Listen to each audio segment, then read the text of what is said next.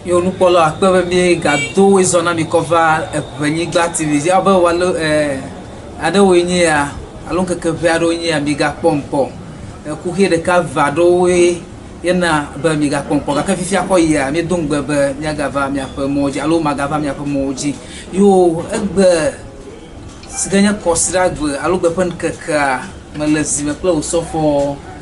wisdom ankonu lija. Akwe also for wisdom ankono yo egba panya anya to hiade nka panya bloga mi ala anya glo mi le konye be nyobe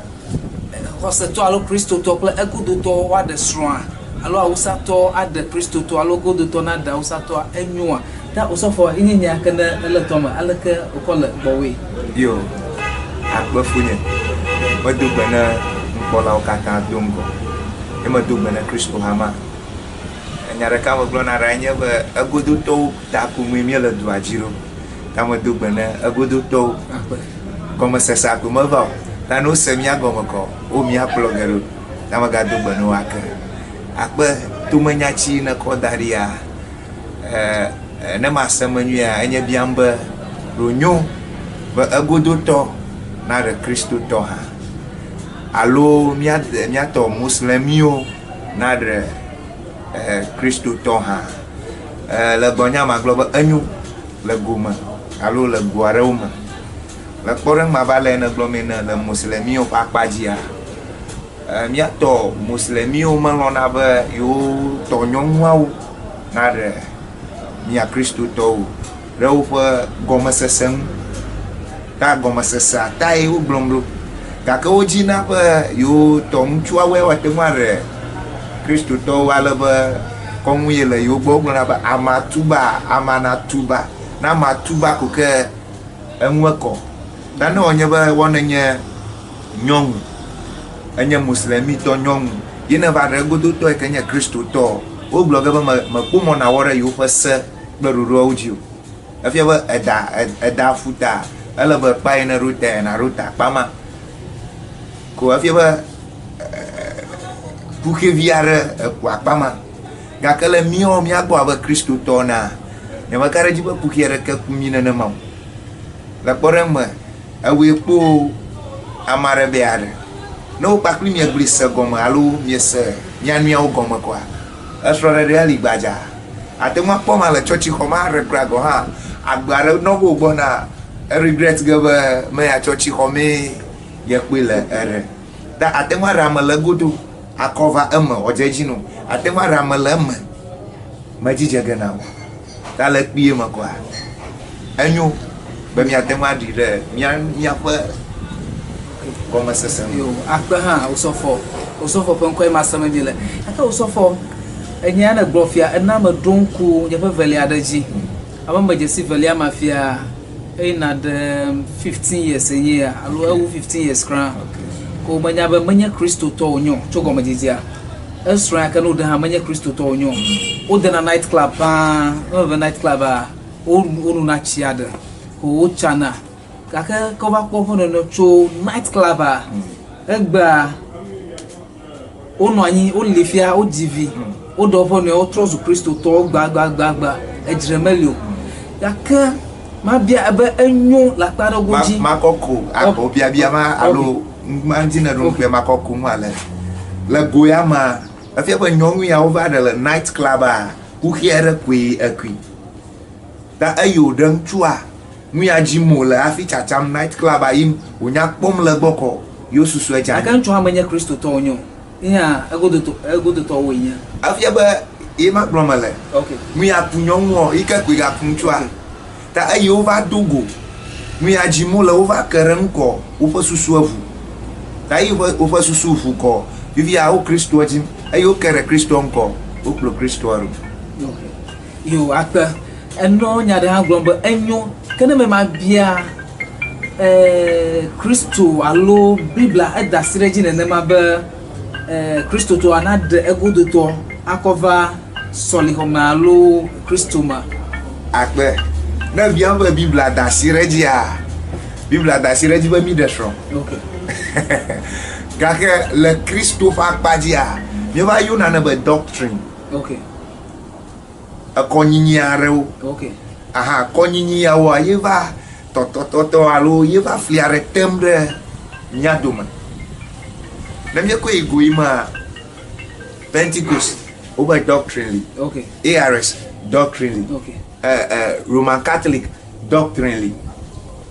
ta doctrine mawa etu vovo ta esrɔ̃ɖeɖe aɖe kakui okay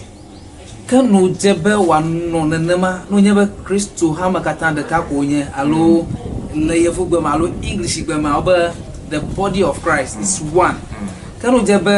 míakɔ doctrine vovovo alo mereko se be ya me ya ro vovovo akɔ no mabodo ke akpe oba masiame kple eƒe yɔyɔe okay wo telephone number ele vovo na nye telephone number ele menene amare ha ƒe telephone number ele vovo ta mate telephone number ma yoga alo mate nye telephone number yoga awu mare na no expecting be awu ŋu fogo ele menene ta eyi ma wa alo ma wa ira ma yoga yɔyɔe wo kɔni kple kɔnyinyi wo kɔne eyi ma dzi zɔm le le kpɔɖe me ne mi ge ɖe biblia ma fi yo mose wo be fi ya wo lea teƒe ma teƒe kɔkɔe ne ɖe afɔkpa gake eyi Yesu eva wo de tsita ne wo dodom le tsia ma wo be gbɔgbɔ kɔkɔe adze ɖe dzi egbe aɖi tso dziƒo be esia nye vinye lɔlɔ yi gbɔ nyemelɔ ŋu le na o yi hã gbɔgbɔ kɔkɔe koe va dzi gake me ɖe afɔkpa o gake Mose edo goe le gbea dzi aya ɖe afɔkpa yo akpe wo sɔfɔ ke ne ma yi dzi ma gabia hã ke no nyɔ be Kristo tɔ alo Kristo tɔwo woayi ɖe afi sia afi ko abe kpɔɖeŋu abe woatsɔ yi ɖe night club be yina srɔ̃ɖiƒe le night club alo atsɔ age ɖe míatɔ Muslimiwo ƒe gbɔ bo because elabe me le nyɔnu dinta alo me ŋutsu dinta ma ge ɖe afi ma ɖo ma yi amakpɔ nye lɔlɔtɔ enyo nenema magblɔ be menyo yi magate gblɔ be enyo okay karo ma eŋuwame me ya dzi ne de susu ɖo bu ma ye wova da wo ƒu okay agblɔ be yaɖo ta akpa yi kpɔ okay ta ne va yi ta ɖo gea ate ɖo ta wòdze dzi nu ate ɖo ta me dzidze ge nu ɖoma yi ne kokofi ƒe kpɔɖeŋu kɔsɔ kple kɔbla ƒe kpɔɖeŋu ava da fɔ ta ne bia ma be wòsɔfo ena maɖo ŋu na wo be no tsɔtsi xɔ me ne mawu alɔ kɔ ake ɖe ŋu menye kokoko nye be na yi night club ke nane ƒu ɖe ŋu nenema anya gɔdzedze anɔ mawo ƒe ŋkume be wo da fɔma be yi ɖe night club adi nyɔnu ta mawu abu fɔ wa enye nane mawu abu fɔ biblia ɖo ko be miwo mia ɖokuiwo kɔkɔe ta ɖo dzi ŋui ta ne yi ɖe night club aɖo ele nyanyi nɔ ne menya fɔ barabara ɖeke ɖe ƒe ne yi na o wozu be eŋue wu ne be aya ge ɖe night club kpɔ be ɖoma hi nyɔnuwo ɖo le afi ma ne kpɔ ye ke ɖe ŋu ye kpakpli yiwo va ƒo ŋu atrɔ nyanye abe ame ɖeka ne nya me kpɔ be naneke ku ɖe ŋu esa koe nye be wo ɖokuiwo kɔkɔe yo akpe ke no dze be gbɔtɔna ɖo ɖoƒe aɖe afi agblɔ be yeaɖe srɔ̃ alo ele be ne gbɔtɔ kpɔ be o afi ya yeɖoa etsitsi alo etsi yeatso aɖe srɔ̃ amewo srɔ̃ ɖem ta ya ma ɖe srɔ̃ ene ko susu kpli ɖo be amewo srɔ̃ ɖem ta ye hã yeaɖe srɔ̃ ava da ƒo yi ne koe be gbetɔ ɖo le be wòɖo teƒe aɖe afi aɖe srɔ̃ hã eŋua koe nye be Ghana ƒe se nye be ne ƒo 18 years kɔ etsi ta ne ame aɖe ƒo 18 years eɖe srɔ̃ wɔwɔ ame aɖe ƒo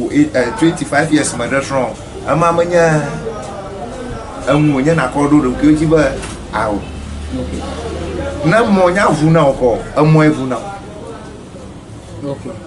le kpɔɖeŋu me edɔ ɖe wɔm alo me dɔ ɖeke wɔm ne me dɔ ɖeke wɔm ŋka ma ɖeke mele asi o yi ne va kplo nyɔnuwo vi ne va ŋka ɖugo le ne mie dzi vivɔ ŋka ɖuge ɖevia le ɖevia suku yi ge ta ele be nade ŋgble tso nanu maɖo gblɔna be victim alo victim aɖe le esi alo dream aɖe li ne dream aɖe le asi o victim aɖe le asi o ye ŋka vivivi aɖe nya dodom tso me kɔ ate ŋu aɖe srɔ̃ akpe wo sɔfɔ ke ne ma bia enya ɖe le asi o ne nana sɔhiawo nana Kristo hamewo nana egodotɔwo nana míaƒe Muslimiawo kɔku ɖe abalie Muslimiawo be yewoƒe nyɔnuviwoa mokpɔ mɔ va ɖe Kristotɔwo alo egodotɔwo gake wodina be open chua nova de Christo top nyonu alo ego do top nyonu alabawa true alo onto ana global enyo ha be Christo to ata ade go do to ata de muslimi o kenya ke galasio na gana sohia o alo mi apon kola o kata do aja apa na makotare miato muslimi o Christians o traditionalist o kata mi kata do aja gbo bere ora kenyi ba mi kata mi jiba mi achi ete o se ya na ko dari ajiba marana uji no kpere yam dana ko ba anyu na ye ko ga o hanu o paji na me ha ko ba nyu ne ko iha na no ipa paji ka ke mi kata mi akwete susuma ba jipo pa mozo me miele bereka mi jojo ga anyi gba yaji ina mi ve ro fi ma vo mi va jengo bon dodro sikia na ma ga kpumu na mi ire jo ma vo ma igo ko ije na mi ato yuta we ne be mi jiba mi arashon ga ka mi jiba mi overseas mi jiba mi have access na we jibe arashon ina be a ugbododori ka fika email afia ba holiness am global ya mala holy tana ajinko wa restaurant na raka ko di na raka ai ka na te ma handle ya ma boblo mare nei no ve restaurant ma voi ga ke restaurant ma fer la bible ma mara te ma ko te bible anu unto ga ke la minye ba na unto na bia putuma fa ko wa ko raka yewe ba sige de dali na nya diko ana mara glo ma ko fie be da sige kaka mu da sige kaka gbe no mu le magba eto vovo tana mi anto mi jiwe mi apotuma fa ko mi de sro ya o mi aroki holy ko na mi azoren yo so fa pa ga hanya pa su ko va apada ana wo glomba di fu mo zo me miele que le sro de abiale mi ntinya mi dare to ma fia na le di fu mo ya zo me miele ka dodo ke le o ba me va doma ko ku de mi apa di fu mo ya ka zo miele de go agba oba marriage and ministry. Okay. MM. Okay. Now I think that's wrong. You know managing ya, the manager Christopher Hama. Okay. Kakana mati manager strong. Na be na Christopher Hama manage ba, mati manage go. Okay.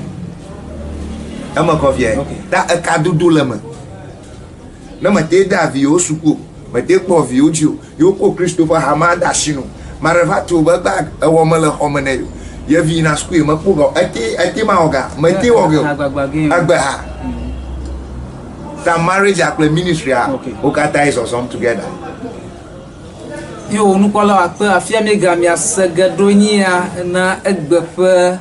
tomatianya sikanya ba do nyobe egudoto kristoto allo muslimi ona adopono iye egbepenya ta also for wisdom pen ko ma mi se ta akpa ba mi ga leji de ka on pe mi le Ewenyigba TV ji akpa na mi ta mi ga dogo